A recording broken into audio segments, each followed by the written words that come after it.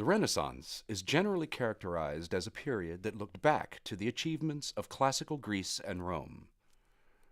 Artists working from 1400 to 1600 were inspired by different aspects of classical culture, from mythological subjects to mathematical systems of proportion. Around 1485, the Italian artist Sandro Botticelli created a painting more than 5.5 feet tall by 9 feet wide, with the story of the birth of Venus as its subject. According to classical myth, Venus was born miraculously from the sea.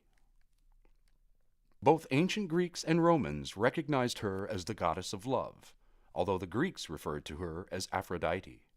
Botticelli would have been familiar with the many representations of the goddess in vase paintings and classical statues. For his painting, the artist chose to model his figure on Venus Pudica, or modest Venus, who chastely covers her genitals with her hand.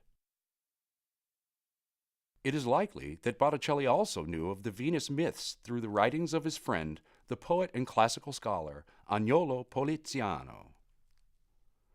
However, a close examination of the painting will reveal that Botticelli did not just copy classical models, but instead used them as inspiration, composing the figures and delicately painting the background in his own unique style.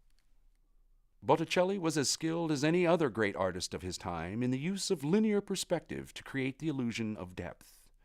In this work, however, he disregards this training and deliberately flattens the sea and sky, making the figures appear to float across the background as if detached from it.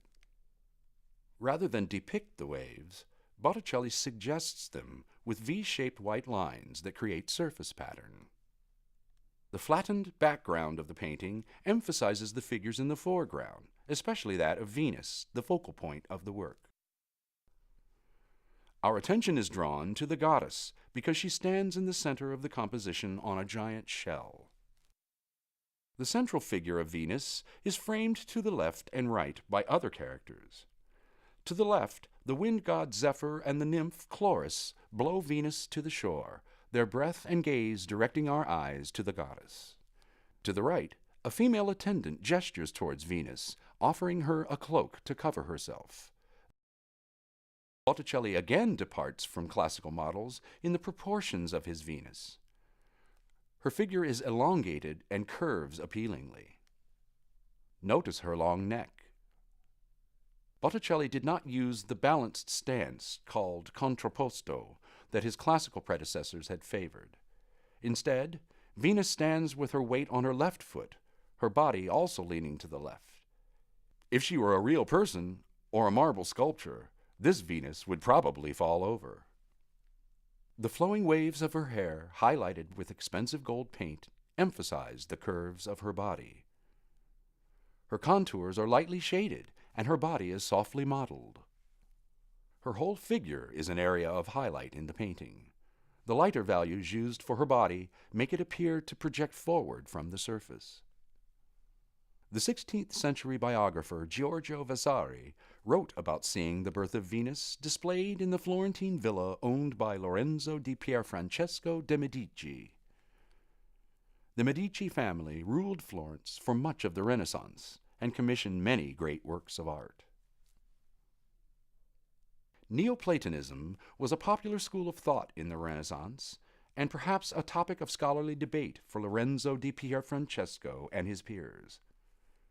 It was one of many philosophical models designed to interpret the workings of the world and tackle the big issues of human existence, such as truth, death, love, and creation. The values of Neoplatonism came from the ancient Greek philosopher Plato. In Raphael's masterpiece, The School of Athens, Plato is depicted as one of the central figures. He points upwards, indicating his belief in the power of perfect ideas and emphasizing the divine over logic and reason. The formal elements of Botticelli's Birth of Venus give it meaning as a Neoplatonic artwork. The ways in which the artist denies the logic of perspective and contrapposto, instead concentrating on elevating the divine Venus in the foreground, suggest an emphasis on ideas rather than reason. The beauty and modesty of Botticelli's Venus exemplify the Neoplatonic ideals of virtue and perfection.